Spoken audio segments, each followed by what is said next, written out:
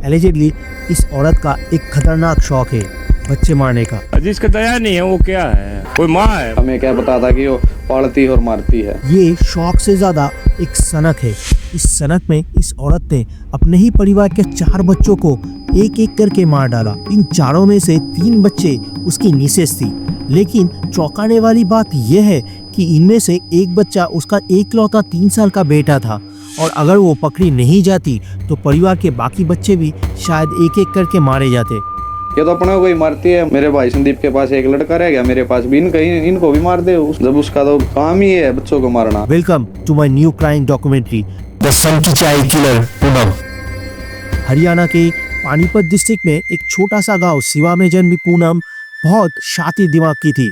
सबके सामने वो हमेशा बच्चों से प्यार से मिलती थी, लेकिन हमेशा मौके की तलाश में रहती थी। उसने आसपास के लोगों को कभी समझने नहीं दिया कि वो बच्चों से कितनी नफरत करती है, लेकिन उसका ये असली रूप समझने वाला पहला शख्स था उसका ही मौसेरा भाई सुरेंद्र। होता क्या है कि 18 अगस्त 2025 की रात पूनम अपने चचेरा भाई दीपक और भाभी प्रिया के घर पर आई हुई थी।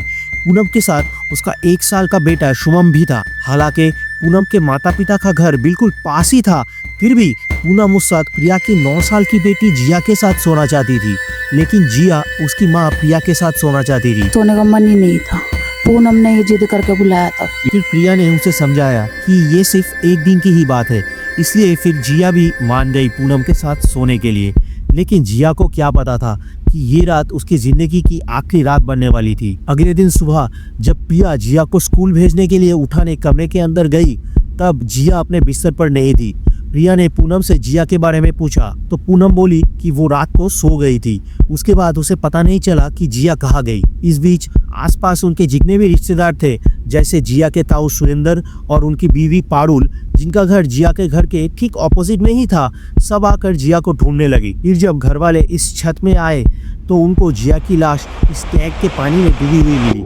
सभी लोग ये समझ नहीं पा रहे थे कि रात को सोने के बाद जिया छत पर क्या करने आई थी। पिछली रात पूनम जिया के साथ सोई थी और अगले दिन सुबह जिया की लाश पानी के टैंक में मिली। ये बात सुनते ही जिया के ताऊ पारुल को एक बात खटकी, क्योंकि पिछली रात पारुल वॉशरूम जाने के लिए उठी थी। तब उन्होंने अपने घर के खिड़की से पूनम को हाथ में कुछ पकड़े हुए इस सीढ़ी से छत पे चढ़ते और उतरते देखा था। तब लगभग 3:15 से 3:30 बज रहे थे। पारुल ने जब ये बात सुरेंद्र को बताई तो सुरेंद्र को पूरा यकीन हो गया कि ये काम पूनम का ही है, क्योंकि 2 साल पहले ऐसा ही हादसा पूनम के ससुराल में भी हो चुका था, जब पूनम की ननद पिंकी की 9 साल की बेटी इशिका और पूनम के 3 साल के बेटे शुभम की लाशें इसी तरह पानी के टैंक में डूबे हुए मिले थे। पूनम का पहले बेटे का नाम भी शुभम था। अपने ऊपर इल्जाम आते देख पूनम रोने लगी और अपने घर जाकर सुसाइड करने का नाटक किया। ये देख के परिवार के बाकी लोगों ने सुरेंद्र को चुप करा दिया। सारे परिवार वालों ने मान लिया कि जिया नींद में चलकर छत पर चली गई और फिर छत से पानी के टैंक पर गिरकर मर गई। इसलिए बिना कोई केस दर्ज कराए जिया की लाश का अंतिम संस्कार कर दिया। इस इंसिडेंट के बाद पूनम का कॉन्फिडेंस 7 में आसमान पर था। उसे लग रहा था कि वो अपने रिश्तेदारों के किसी भी बच्चे को मारकर आसानी से बच सकती है। इसलिए इस इंसिडेंट के सिर्फ 4 महीने बाद ही 1 दिसंबर 2025 को पूनम ने अपने एक और रिश्तेदार पाल सिंह की पोती विधि को सिमिलर तरीके से मार दिया। लेकिन इस बार पूनम ने बहुत सारे सबूत छोड़े। पाल सिंह अपने बेटे संदीप के साथ नौलता गांव में अपने एक रिश्तेदार की शादी में गए थे। शादी में संदीप की 6 साल की बेटी विधि और साथ ही पूनम भी गई थी। पाल सिंह और संदीप बारात के साथ निकले ही थे कि पाल सिंह के फोन पर एक कॉल आया कि विधि कहीं मिल नहीं रही है। तुरंत पाल सिंह और उनके बेटे संदीप बारात छोड़ के लौट आए। घर की सभी जगह चेक करने के बाद जब पाल सिंह बिल्डिंग के 1st फ्लोर पर स्टोर रूम के अंदर गए तो उन्होंने अपनी पोती की लाश एक छोटे से पानी की बकेट में डूबे हुए देखा। बकेट इतनी छोटी थी कि विधि का सिर्फ सर उसके अंदर था, बाकी शरीर बकेट के बाहर था। ये साफ था कि इतने से पानी के बकेट में कोई डूबकर मर नहीं सकता है। इस बार एक और बात पूनम के खिलाफ गई। स्टोर रूम बाहर से लॉक था, जो मर्डर की ओर इशारा कर रहा था। अपने परिवार के बच्चों को एक के बाद एक ही तरीके से मरते हुए देखकर इस बार पाल सिंह ने कातिल को पकड़ने का ठान लिया। लेकिन अब जो मैंने दृढ़ता का निश्चय किया भाई, मैं कहा अब ये जो जिसने वारदात करी उसको तो पकड़ना ही पड़ेगा। पाल सिंह का सबसे पहला शक पूनम पे गया, क्योंकि घर की कई औरतों ने कुछ ही देर पहले पूनम पूनम को गीले कपड़े में देखा था। पूछने पर पूनम ने हर किसी को अलग अलग जवाब दिए।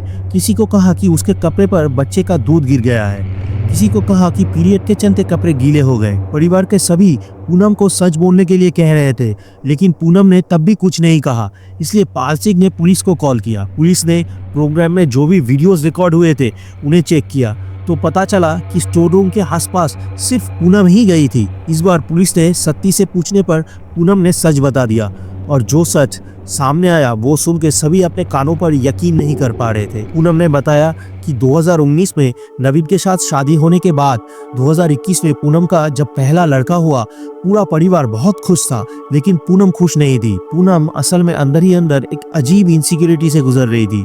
उसे लग रहा था बच्चा होने के बाद वो पहले जैसी सुंदर नहीं रही, इसलिए परिवार में सभी सुंदर लड़कियों से पूनम मन ही मन चिढ़ने लगी थी, खासकर परिवार के सुंदर बच्चों से। पूनम को हमेशा डर रहता था कि कल को वो बच्चे बड़े होकर उससे ज्यादा सुंदर न लगने लगे, इसलिए उसने परिवार के सभी सुंदर बच्चों को एक एक करके मारने का मन बना लिया। इसमें पहला नंबर था 9 साल की इशिका का।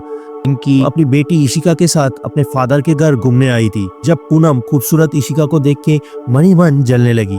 पूनम को उस वक्त लग रहा था कि इस फीलिंग से छुटकारा सिर्फ इशिका को मारकर ही मिल सकता है। इसलिए मौका देखते ही पूनम ने इशिका को बहला फुसलाकर पाल सिंह के घर के अंडरग्राउंड वाटर टैंक तक ले गई। वहां उसने इशिका को टैंक के पानी के अंदर डुबाकर मार डाला। पूनम ने इशिका को मार तो डाला था, लेकिन अब वो घबराने लगी थी कहीं वो पकड़ी ना जाए, इसलिए उसने अपने 3 साल के सोते हुए बेटे को उसी टैंक के पानी में डुबाकर मार देती है, ताकि ऐसा लगे कि इस कांड का उससे कोई लेना देना नहीं है। और पूनम का ये प्लान कामयाब भी हुआ और ऐसे ही जिया और वीरी को भी बहला फुसलाकर पानी के पास ले गई और फिर पानी में डुबाकर मार डाला।